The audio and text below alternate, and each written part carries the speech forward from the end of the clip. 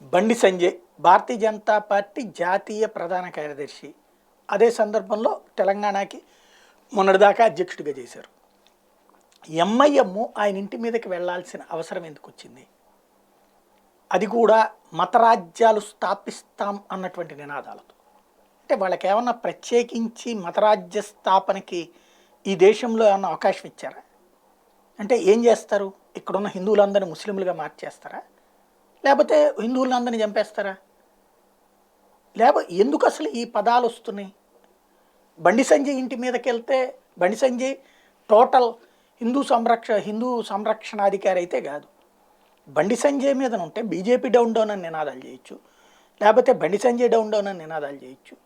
ఏదన్నా ఇష్యూ ఉంటే దానికి సంబంధించి ఉండొచ్చు. మధ్యలో ఈ మతరాజ్య స్థాపన అంశాలు ఎందుకు వచ్చినాయి అనేది అర్థం కాదు. రెండవది, అతని ఇంటి మీదకి వెళ్ళారు. ఫస్ట్ వెహికల్స్ వేసుకుని పోయారు. వాళ్ళు అవతల నుంచి పరిగెత్తుకు రాగానే వీళ్ళు పారిపోయారు వెహికల్స్ వేసుకుని. ఎందుకు ఇంతగా రెచ్చగొట్టాల్సిన అవసరం వచ్చింది? ఎంఐఎంకి ఓట్లు రావు అనే భయం ఏమన్నా వచ్చిందా? లేకపోతే అధికార పక్షంని బెదిరించడానికి, అంటే మమ్మల్ని గనక మాతో పొత్తు పెట్టుకుని మాకు ఇంకో 4 సీట్లు ఇవ్వకపోతే గనక నిన్నిట్లాగా అల్లకల్లోలం చేయగలం, మేము మత కలహాలు సృష్టించగలం, మేము మీకోసమని ఇంతవరకు ఆగాం అని ఏమన్నా సంకేతం ఇస్తున్నారా? ఎందుకంటే కనీసం 10 స్థానాలు గెలవాలి అన్నది ఎంఐఎం లక్ష్యం. కాకపోతే అక్కడ ఆ 7కి పాత బస్తీకి పరిమితం అవ్వమంటోంది తెలంగాణ రాష్ట్ర సమితి అలియాస్ బీఆర్ఎస్.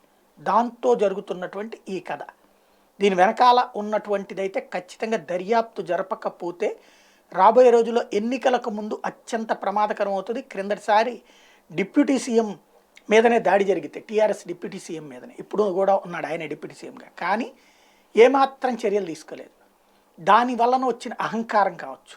రెండవది, అప్పుడేంటంటే వన్ సైడెడ్గా విక్టరీ వచ్చింది. ఈ దఫా మాత్రం ట్రయాంగులర్ ఫైట్ ఉంది. జాగ్రత్తలు తీసుకోవాల్సిన బాధ్యత కేసీఆర్ కేటీఆర్ సర్కార్కు ఉంది.